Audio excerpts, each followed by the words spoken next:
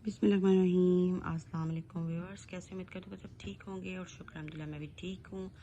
तो व्यूअर्स, जैसे कि आप सब जानते हैं कि आपके साथ रेमेडीज़ और रेसिपीज़ शेयर करती हूँ और दुआओं का भी एक सिलसिला शुरू किया हुआ है।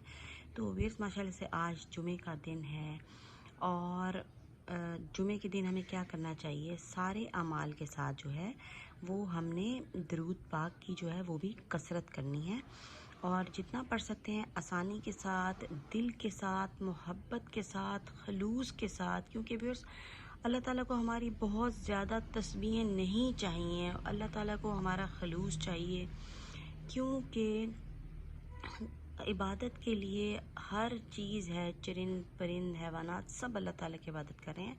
तो इंसान को अल्लाह ताला ने अशरफुल मखलूक़ात बनाया है और उसको हमारे से खलूस चाहिए, क्योंकि सब चीज़ों में से अफजल इंसान को बनाया है, तो इसलिए ही अल्लाह ताला को हमारे से क्वालिटी चाहिए। तो व्यूअर्स, इसलिए हमें अल्लाह मियाँ को अपनी इबादत की क्वालिटी देनी है, खलूस देना है, मोहब्बत देनी है। तो व्यूअर्स, आज के दिन क्या करना है, दरूद तस्बीह एक जो है आपने दरूद पाक पढ़नी है। दरूद पाक की रहमतें और बरकतें, जुमे के दिन दरूद पाक की कसरत कीजिए, अपनी ज़िंदगी में रहमतें, बरकतें, राहत, अमन और सुकून पाइए, एक जुमे से अगले जुमे तक। ठीक है, तो इस चीज़ का लाजमी जो है वो एहतमाम करें।